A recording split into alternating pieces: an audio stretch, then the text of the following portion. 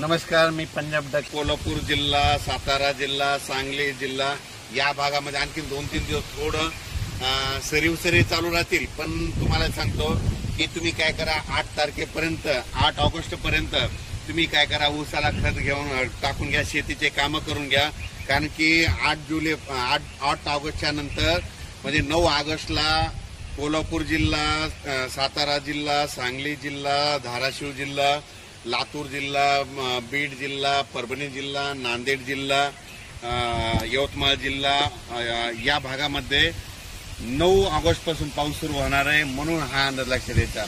सर्वप्रथम कोल्हापूरवाल्याला सांगू इच्छितो, तुम्ही 8 ऑगस्ट पर्यंत शेतीचे कामं करून घ्या. 9 ऑगस्ट पासून तुमच्या दक्षिण महाराष्ट्राकडून म्हणजे कोल्हापूरकडून पावसाला सुरुवात होणार आहे. म्हणून हे अंदाज लक्षात घ्यायचा. विदर्भ आणि मराठवाड्यात तुम्हाला सांगतो, आज आहे 28 जुलै. आजपासून तुम्ही काय करा, आजपासून सूर्यदर्शन होणार आहे. पण काय होणार आहे, दुपारनंतर ज्या ठिकाणी सूर्यदर्शन झालं ना त्या ठिकाणी स्थानिक वातावरण तयार होऊन तुरळक ठिकाणी पाऊस पडेल. म्हणजे हे अंदाज लक्षात येतात.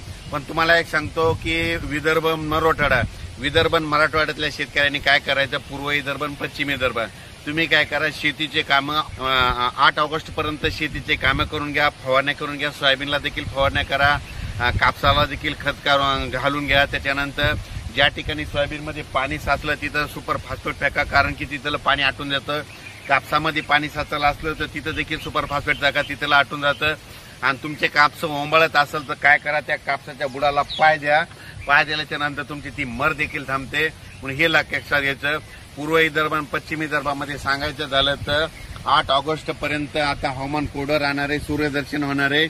9 ऑगस्ट पासून परत पावसाला सुरुवात होणार आहे. आणि विदर्भामध्ये पूर्व आणि पश्चिम विदर्भामध्ये 10, 11, 12, 10 ऑगस्ट ते 14 ऑगस्ट दरम्यान पश्चिम विदर्भ आणि पूर्व विदर्भामध्ये पाऊस सुरू होणार आहे. म्हणून हा अंदाज लक्षात घ्यायचा. आणि मराठवाड्यामध्ये सांगायचं झालं तर परभणी जिल्हा, लातूर जिल्हा, बीड जिल्हा, धाराशिव जिल्हा, नांदेड जिल्हा, हिंगोली जिल्हा या भागामध्ये 9 ऑगस्टला वरुण राजाचं आगमन होणार आहे. म्हणून तुम्ही काय करा, 8 ऑगस्ट पर्यंत शेतीची कामे करून घ्या. त्याच्यानंतर राहिला जालना जिल्हा, संभाजीनगरकडे 11 ऑगस्टला तिकडल्या भागामध्ये पाऊस येणार आहे. म्हणून हे अंदाज लक्षात घ्यायचा. त्याच्यानंतर जळगाव जिल्हा, नाशिक जिल्हा, धुळे, नंदुरबार नगर, अहिल्यानगर, त्याच्यानंतर पुणे या भागामध्ये 11 ऑगस्ट पासून ते 16 ऑगस्टच्या दरम्यान तिकडे परत पाऊस येणार आहे. म्हणून हा अंदाज लक्षात घ्यायचा. 9 ऑगस्टला सुरुवात होणार आहे. कोल्हापूर, सातारा, सांगली, सोलापूर जिल्हा, धाराशिव जिल्हा, लातूर जिल्हा, नांदेड जिल्हा, हिंगोली जिल्हा, यवतमाळ जिल्हा, परभणी जिल्हा, बीड जिल्हा या भागामध्ये 9 ऑगस्ट पासूनच पावसाला सुरुवात होणार आहे. म्हणून तुम्ही काय करा, 8 ऑगस्ट पर्यंत शेतकऱ्यासाठी आनंदाची बातमी, सूर्यदर्शन होणार आहे, शेतीचे काम